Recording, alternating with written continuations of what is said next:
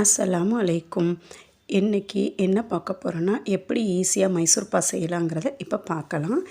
அதுக்காக 100 கிராம் கடலை மாவு எடுத்திருக்கேன். இப்போ நான் உங்ககிட்ட இன்னொன்று சொல்லணும். எப்படின்னா, நெய் நம்ம பாதிக்கு பாதி தான் சேர்க்க போகிறோம். நெய் அதிகமாக சேர்க்க தேவையில்லை.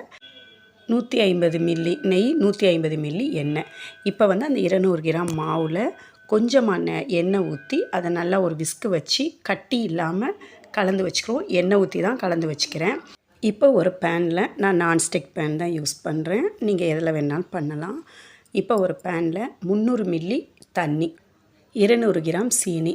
இப்போ ஸ்டவ் ஆன் பண்ணாமல் அந்த தண்ணியை ஊற்றி சீனியை போட்டு அது கூட கொஞ்சம் கலந்துக்கிறோம். கலந்ததுக்கப்புறம் நம்ம ஸ்டவ் ஆன் பண்ணி நல்லா கொதித்து வரட்டும். கொதித்ததுக்கப்புறம் கொஞ்சம் போல் பால் அது கூட சேர்த்துக்கிறோம். எதுக்காக இந்த பால் சேர்க்குறேன்னா, அது தெரிஞ்சு அந்த சீனியில் உள்ள சின்ன சின்ன டஸ்ட்டுகளை வெளியாக்கிரும்.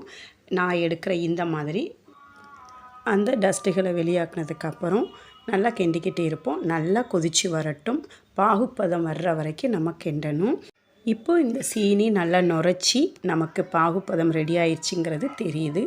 இப்போ ஒரு சின்ன கரண்டியில் அந்த பாகுப்பதத்தை கண்டுபிடிக்கணும்னா, நான் காட்டுற இந்த மாதிரி நம்ம 2 விரலை வச்சு இப்படி தொட்டு பார்க்கணும். அதை பார்க்கும்போதே தெரியும் கம்பி பதம் தான். ஆனால் இது ஜெல்லி மாதிரி இப்படி விட்டுறணும். விட்டதுக்கப்புறம் நம்மளுக்கு பாகு ரெடி ஆயிடுச்சு. இப்போ நம்ம கலந்து வச்ச அந்த மாவை இது கூட நூல் மாதிரி கொஞ்சம் கொஞ்சமாக சேர்த்து கைவிடாமல் நல்லா மிக்ஸ் பண்ணிக்கிட்டே இருக்கணும். இப்போ நான் உருக்கி வச்சுருக்கேன் 150 மில்லி நெய். அந்த இதை இப்போ இது கூட பாதிக்கு பாதி நம்ம சேர்த்துக்கிறோம். கொஞ்சம் கொஞ்சமாக தான் நம்ம நெய்யும் எண்ணெயும் சேர்க்க போகிறோம். சேர்த்து தான் நம்ம நல்லா மிக்ஸ் பண்ணிக்கிட்டு இருக்கணும். அவ்வளோத்தையும் ஊற்ற வேணாம், கொஞ்சமாக ஊற்றிக்கலாம். எதுக்காக நான் எண்ணெய் சேர்க்குறேன்னா, அதிகமான நெய் யூஸ் பண்ணவும் வேணாம். அதே நேரத்துக்கு நெய்யுடைய காஸ்ட்டு கொஞ்சம் அதிகம். அதுக்காக தான் நமக்கு முக்கியமானது எண்ணெய்.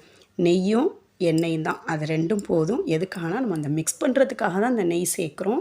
நெய்யில் தான் அது வேகணும். அதுக்காக தான் நம்ம நெய் சேர்க்குறது. அதுக்காக நம்ம பாதிக்கு பாதி சேர்த்துக்கிட்டால் போதும்.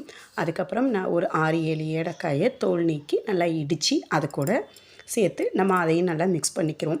இப்போ ஃபைனலாக என்ன பண்ண போகிறோன்னா, லாஸ்ட்டாக இருக்கக்கூடிய எண்ணெயையும் நெய்யையும் இது கூட சேர்த்து ஹை ஃப்ளேமில் வச்சு நல்லா மிக்ஸ் பண்ணணும்.